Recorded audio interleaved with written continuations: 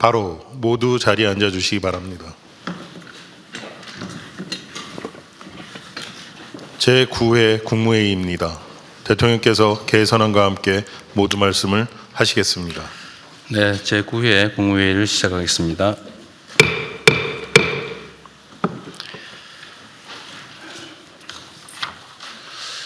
대내외적으로 여러 가지 어려움들이 닥치고 있습니다. 우리는 자주 위기를 겪습니다. 그리고 우리는 위기는 기회다, 이런 말도 자주 합니다. 위기가 닥쳤을 때 그 위기를 제대로 이겨내지 못하는 것은 무능한 것이겠죠. 위기를 극복하는 것은 당연한 것입니다. 위기를 기회로 만드는 게 진짜 실력입니다. 위기가 닥치면 변화를 수용할 마음의 준비가 갖춰지게 됩니다. 소위 말하는 기득권도 저항하기가 쉽지 않게 되죠. 그래서 이 위기 상황을 기회의 요인으로 바꾸는 것, 이게 정말로 우리가 해야 될 일입니다. 현상이라고 하는 건 매우 복합적이어서 그 안에 위기적 요인, 나쁜 요인과 또 기회적 요인이 뒤섞여 있는데, 기회적 요인, 좋은 측면이 많은 것을 보통 우리는 기회라고 말하고, 나쁜 측면이 많은 걸 위기라고 말하죠. 국면이라고 하는 것은 우리가 어쩔 수 없는 외부 요인, 그리고 어쩌면 자연재해 비슷한 것일지도 모릅니다. 근데 이 중에 나쁜 요인을 최소화하고 좋은 측면을 최대한 키우면 위기 상황이 기회 상황이 되기도 하는 겁니다. 우리는 권한이라고 하는 걸 가지고 있기 때문에 있는 상황을 잘 정리하고 그 중에서도 위협 요소, 또 나쁜 요소들을 최소화하고 또 좋은 요소들을 극대화할 그런 힘이 있습니다. 이 힘을 잘 활용해서 현재 상황을 잘 정리하면 더 좋은 상황을 얼마든지 만들어낼 수 있습니다. 그게 저는 진정한 실력이라고 생각합니다. 우리는 이제 예를 들면 무슨 시험을 볼 때 시험 문제가 어려워지면 낙담을 하고 시험 문제가 쉬워지면 좋아하는 경향이 있죠. 그런데 자세히 제3자적 관점에서 보면 시험이 어려워도 모두가 똑같이 어려운 거지 나만 어려운 건 아니죠. 시험이 쉬우면 다른 사람도 마찬가지로 쉽습니다. 결국은 평소에 얼마나 준비했느냐에 따라서 결과가 결론 나는 거죠. 갑자기 시험이 쉬워져서 내가 좋아지는 거 아닙니다. 지금의 국제 상황도 모든 국가들이 겪고 있습니다. 또 우리 뜻대로 그 상황을 피할 수도 없습니다.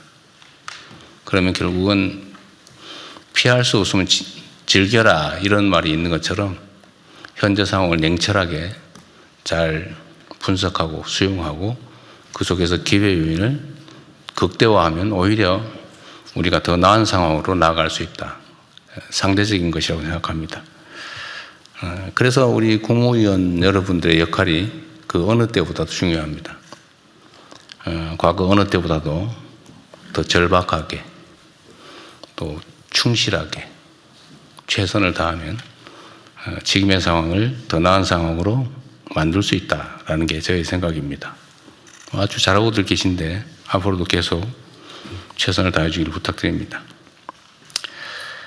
중동 지역의 긴장이 심화되면서 에너지 수급, 해운 물류, 금융시장 등 세계 경제 전반으로 불확실성이 빠르게 확대되고 있습니다.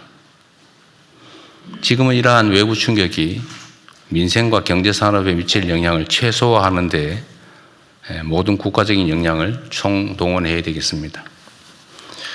가장 시급한 과제는 물가 안정입니다. 최근 유류비의 가파른 상승으로 화물 운송, 택배, 배달, 하우스 농가처럼 국민 실생활과 직결된 분야의 어려움이 가중되고 있습니다. 정부는 민생 현장에 이 같은 부담을 실질적으로 덜기 위한 정책을 적극적으로 발굴해서 신속하게 집행해 주시기 바랍니다. 석유 최고 가격제 집행, 에너지 세제 조정과 또 소비자 직접 지원을 포함해서 추가적인 금융, 재정 지원도 속도감 있게 검토해야 되겠습니다. 외부 요인을 완벽하게 통제하기는 어렵지만 다양한 정책 수단을 효과적으로 활용하면 국민 경제에 가해진 압박을 충분히 낮출 수 있고 또 기회로 만들어낼 수 있을 것입니다. 비상한 상황인 만큼 기존 매뉴얼이나 정책을 뛰어넘는 방안과 속도로 시장의 불안 심리를 안정시켜야겠습니다. 어떤 상황에도 국민의 삶이 흔들리지 않도록 또 더 나은 상황으로 개선될 수 있도록 기민하고 선제적인 대처를 당부드립니다. 어제 새벽 UAE에 체류하던 우리 국민 203명이 전세기로 귀국한 데 이어 오늘 새벽에는 카타르 비상항공편으로 우리 국민 322명이 무사히 입국했습니다. 환하게 웃으며 인사하는 귀국 국민과 가족들을 보니 저도 안심이 됩니다. 외교부의 노고가 컸는데 수고가 많으셨습니다. 또 전폭적으로 협력해 준 UAE와 카타르 정부에게도 감사 말씀을 드립니다. 그러나 아직 현지에는 많은 국민들이 남아 계십니다. 관계부처는 파견 중인 정부 합동 신속 대응팀을 중심으로 모든 국민들이 한 분도 빠짐없이 안전하게 대피하실 때까지 긴장의 끈을 놓지 말고 최선을 다해 주기 바랍니다. 전세기 추가 투입을 필요하면 군용기 활용 방안도 적극 검토해야 합니다. 안전한 임접 국가로의 육로 이동도 서둘러 주시기 바랍니다. 특히 불가피하게 현지에 머물러야 하는 필수 인력의 안전 또한 각별하게 챙겨주기 바랍니다. 꼼꼼하고 신속한 대피 계획 추진을 당부드립니다. 오늘 보고 토론 사항에 있기는 합니다. 지난 22년에 발생한 전세 사기 사태로 여전히 많은 국민들께서 어려움을 겪고 계십니다.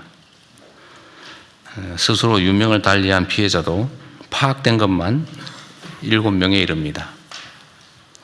민생 안전과 공동체의 신뢰를 훼손하는 전세 사기 범죄의 근절을 위해서는 주거 안정에 대한 사회적 책임성을 보다 강화할 필요가 있습니다. 주택 관련 정보 공개 확대, 세입자의 대항력 공백 축소, 중개사 책임 강화 등 제도 개선을 차질 없이 추진해야겠습니다. 전세 사기 근절 역시 우리 사회에 잔존하는 비정상의 정상화를 위한 핵심 과제라는 말씀을 드립니다. 그리고 각 부처 소관 업무 중에 아마도 우리가 좀 정상화해야 될 과제들이 상당히 있을 겁니다. 소위 우리가 이제 개혁 과제라고 얘기하는 거긴 한데, 뭐 굳이 개혁이라고 하는 이름을 붙여서 심정적인 저항감을 굳이 유발할 필요가 없다는 생각이 듭니다. 실제 상황을 바꾸면 되는 거죠. 그리고 결과가 중요하다 말씀을 드립니다. 우리 총리께서 한번 이걸 고려해 봐 주시면 좋겠는데, 뭐 예를 들면 국가정상화위원회라든지 뭐 이런 일종의 좀 팀을 만들어서, 물론 우리가 다 해오던 일이긴 한데 좀 비정상의 정상화 사업을 각 부처 단위로 좀 주요 과제를 좀 뽑아가지고 모아서 종합해서 한번 해보시면 어떨까 하는 생각이 좀 듭니다. 그것도 한번 논의해 보시고요. 덧붙여서 지금 최근에 주한미군이 뭐 포대라든지 방공무기를 일부 국외 반출하는 게 이제 논란이 되고 있는 것 같습니다. 우리 정부 입장에서는 이제 주한미군의 역할이 한반도 안정과 평화에 전적으로 기여하기를 기대하고 또 지금까지 그래 왔다고 생각합니다. 그런데 상황의 전개에 따라서 또 주한미군이 자국의 군사적 필요에 따라서 일부 방공무기를 반출하는 것에 대해서 우리는 반대 의견을 내고는 있지만 또 우리 의견대로도 전적으로 관철할 수 없는 것도 엄연한 현실입니다. 그런데 하나 생각해 봐야 될 것은 그로 인해서 우리 대북 억지 전략에 무슨 장애가 심하게 생기거나 그러느냐라고 묻는다면 저는 전적으로 그렇지 않다라고 말씀드릴 수 있습니다. 우리가 객관적으로 볼 때 대한민국의 군사 방위비 지출 수준은 전 세계적으로 봐도 매우 높습니다. 그리고 우리의 국방비 지출 수준, 총액 수준이 연간 국방비 지출 수준이 공식적으로 보면 북한의 1년 국민 총생산의 1.4배에 이른다는 통계도 있습니다. 우리의 국방비 지출이 북한의 연간 GDP보다 1.4배가 높다 그런 얘기죠. 그리고 객관적으로 국제기구가 평가하는 군사력 수준도 전 세계에서 5위로 평가될 정도로 대한민국의 군사 방위력 수준은 높습니다. 객관적으로 비교하면 북한과 엄청난 차이가 있죠, 실제로. 물론 거기에 이제 북한 핵이라고 하는 특별한 요소가 있기는 합니다만 재래식 전투 역량, 군사 역량으로 따지면 비교할 수 없을 정도로 압도적이다라는 건 분명합니다. 사실은 국가 방위는 국가 단위로 스스로 책임져야 되는 거죠. 어딘가에 의존하면 그 의존이 무너질 경우가 있죠. 그럴 경우 어떻게 할 겁니까? 우리는 언제나 최악을 대비해야죠. 국방비 또는 군사비 지출도 사실 마찬가지입니다. 당장의 전쟁이 벌어지기 때문이 아니라 혹여라도 있을 만약의 사태를 대비하는 것이죠. 그런데 혹여라도 있을 외부적 지원이 없을 경우에 그럼 어떻게 할 거냐를 언제나 생각해야 됩니다. 가능성이 매우 낮은 우리가 전쟁에 일상적으로 대비해야 되는 것처럼 국제 질서의 영향에 따라서 외부의 지원이 없어질 경우 우리의 뜻과 다르게 우리의 의지와 다르게 그럴 경우는 얼마든지 발생할 수 있죠. 그럴 경우에도 우리는 자체적으로 방해할 수 있는 소위 자주 국방 역량을 충실히 갖춰야 되고 저는 우리의 국방비 부담 수준이나 또 대한민국의 방위산업의 발전 정도 또 국제적 군사력 순위나 뭐 이런 객관적인 그 상황 거기다가 우리 국군 장병들의 높은 사기 그리고 책임감 이런 것들을 고려하면 국가방위 자체에 대해서 우려할 상황은 전혀 아니다. 또 그렇게 만들어야 된다 이렇게 생각합니다. 전혀 우려하지 않으셔도 된다 이 말씀을 한번 드립니다. 이상입니다.